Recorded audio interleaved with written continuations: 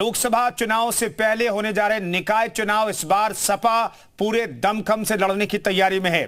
चुनाव की कमान खुद संभालते हुए सपा प्रमुख अखिलेश यादव ने आज पार्टी पदाधिकारियों की विशेष बैठक बुलाई। बैठक में अखिलेश ने चुनाव की जमीनी तैयारियों की समीक्षा की और पदाधिकारियों को जीत का मंत्र भी दिया।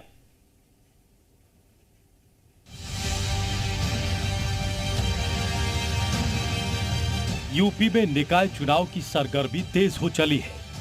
यूपी निकाय चुनाव को 2024 में लोकसभा चुनाव का सेमीफाइनल माना जा रहा है। ऐसे में अखिलेश यादव सपा की रणनीति को धार देने में जुटे हैं। कांशीराम के नाम पर और बाबा साहब अंबेडकर के मान सम्मान के बहाने अखिलेश यादव की नजर दलित वोट पर है। वहीं अखिलेश यादव सपा के कोर वोटर्स को भी एकजुट रखने की कवायद में जुटे हैं। मंगलवार को लखनऊ में अखिलेश यादव की अध्यक्षता में पार्टी की अहम बैठक हुई। इस बैठक में अखिलेश ने तमाम पार्टी पदाधिकारियों को जीत का मंत्र दिया। नगर निगम और नगर पालिकाओं में जो भ्रष्टाचार भारतीय जनता पार्टी की सरकार में, चाहे जन्म और मृत्यु प्रमाण पत्र के नाम पे हो, चाहे गली और नाली बनाने के नाम पे हो, इन सबको जनता के सामने लेके जाएगी और इस बार समाजवादी पार्टी नगर निगम और नगर पालिकाओं में जीत दर्ज करने का काम है। दरअसल 2017 में हुए नगर निगम के मेयर चुनाव में सपा अपना खाता भी नहीं खोल पाई थी। पिछले नगर निगम चुनाव में बीजेपी 14 और बसपा 2 मेयर बनाने में कामयाब हुई थी। वहीं 2007 में सपा केवल मुरादाबाद में ही अपना मेयर बना पाई थी, जबकि 2012 में चुनाव नहीं जीत सकी थी, जबकि बसपा को 1 सीट मिली थी और बाकी सभी सीटें बीजेपी के खाते में गई थी।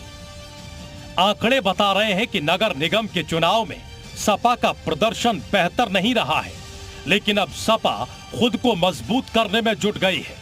नगर पालिका और नगर पंचायत में तो समाजवादी पार्टी का प्रदर्शन अभी तक अच्छा रहा है, लेकिन आमतौर पर नगर निगम चुनाव में समाजवादी पार्टी अपना परचम लहरा नहीं पाती।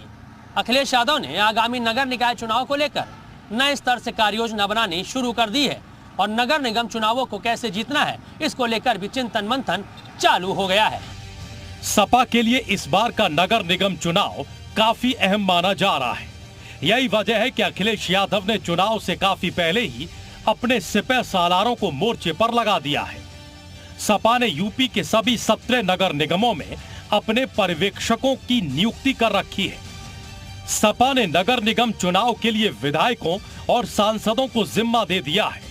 इतना ही नहीं, पार्टी ने जिन नेताओं को जिस क्षेत्र की जिम्मेदारी सौंपी है, उसमें जातीय और सीट के समीकरण का पूरा ख्याल रखा गया है और अब सपा नगर निगम चुनाव में मजबूत कैंडिडेट उतारने की रणनीति बना रही है। ब्यूरो रिपोर्ट, जी मीडिया। तो जीत के लिए समाजवादी पार्टी रणनीति बनाने में जुटी हुई है। विधायकों को पर्यवेक्षक बनाया गया है, विधायकों को दूसरे जिलों की जिम्मेदारी समाजवादी पार्टी ने दी है।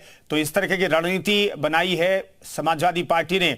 विधायकों को अहम जिम्मेदारी दी गई है, अलग अलग जिलों की जिम्मेदारी दी गई है। विधायकों को परिसीमन के काम की जिम्मेदारी भी दी गई है। पिछड़ी जातियों पर दांव लगाने की तैयारी में समाजवादी पार्टी है।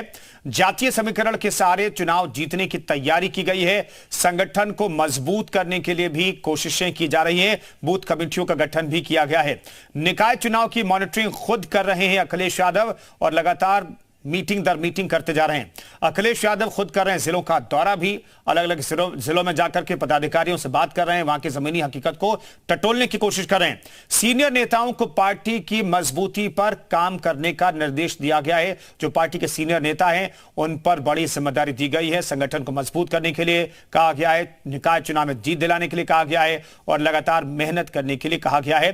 तो समाजवादी पार्टी इस बार निकाय चुनाव में पूरी ताकत के साथ जुटना चाहती है। समाजवादी पार्टी को भी पता है कि अगर निकाय चुनाव में बेहतर कर लिया तो एक बड़ा मैसेज जाएगा लोकसभा चुनाव के लिए। तो निकाय चुनाव के लिए आपने सपा की रणनीति जान ली, अब आपको निकाय चुनाव के गणित के बारे में भी बताते हैं। निकाय चुनाव का गणित क्या है? कुल सीटें 760 है।